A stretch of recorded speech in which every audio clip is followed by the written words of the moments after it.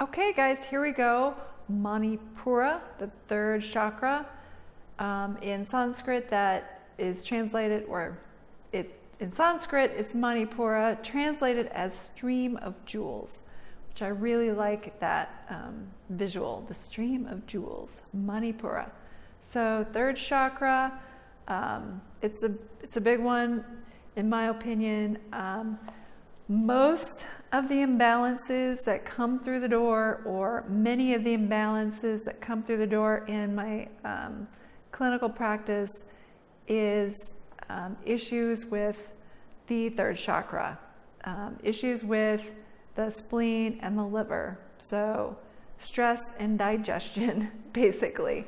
So yes, this particular practice, or these practices I'm going to show you, can be extremely helpful in balancing out issues in that region. And that third chakra is the, it's the top of the chakras that are more physically based. The heart is in the middle of kind of the assimilation, or the transition between more energetic or connection with the divine and our experience in a physical body versus our energetic experiences. Our subconscious experiences are more the upper chakras, and these are more physical. So all of those things that are stressing us on a physical level from those lower three chakras will show up quite a bit in the third as problems in the physical body. A lot of that driven by that digestion and our response to stress. So let's go over the other aspects of Manipura. The color is yellow. So eating yellow foods, bananas, squash, yellow peppers, things like that can be very helpful in balancing the third chakra.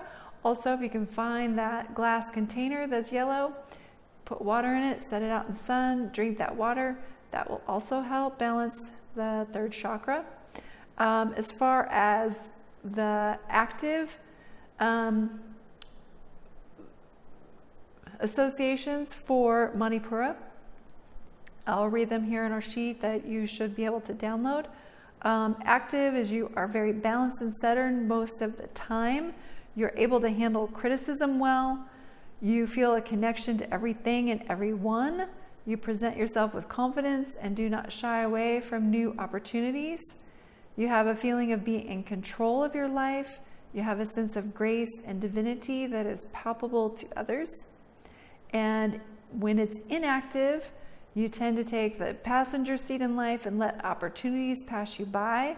You have a difficult time making up your mind. You find it difficult to draw boundaries with others.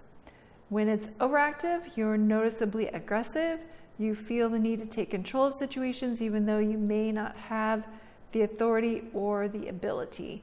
So maybe a lot of issues with power and control in your life. And you might find some resonance with each one of those categories. So you might feel like, well, yeah, here it seems to be active, but I do see tendencies here for the active and the inactive, and that may be more associated with particular situations. So when we're in certain situations, we feel very empowered, very confident.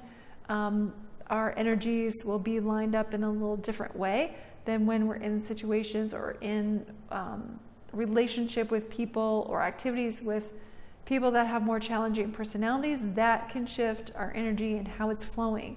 So the intention again here is to get those energies flowing really strongly so that no matter what situation you're in, no matter what challenge you're facing, you still remain centered and balanced.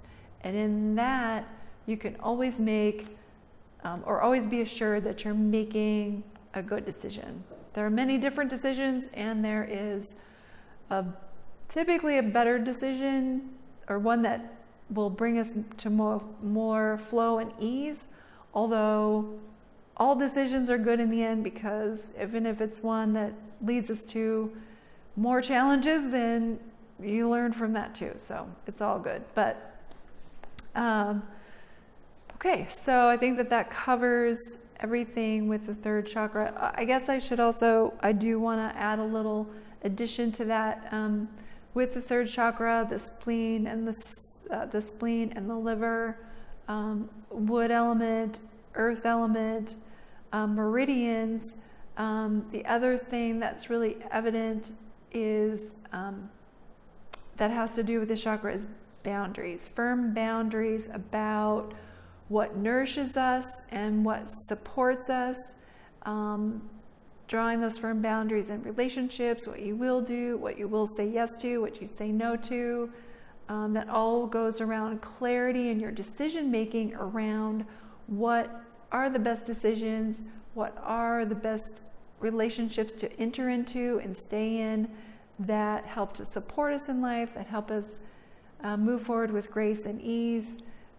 And that also is related to the third chakra. So in a few moments, we'll begin the practices for that. Going through a very similar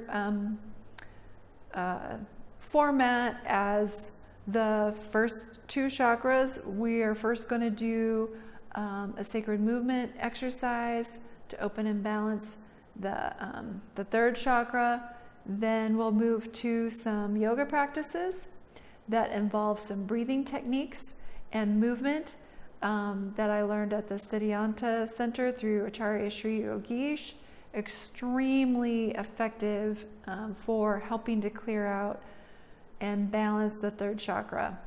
So I really encourage you to try them on your own on a consistent basis, and you will experience results from them. I know for sure. And then we'll follow it with the bija mantras, chanting. And then I am going to show you a restorative pose for the lower three chakras.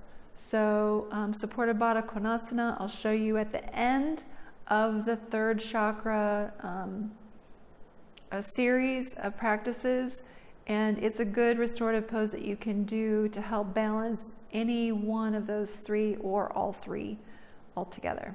All right, so I'll see you on the mat in just a moment.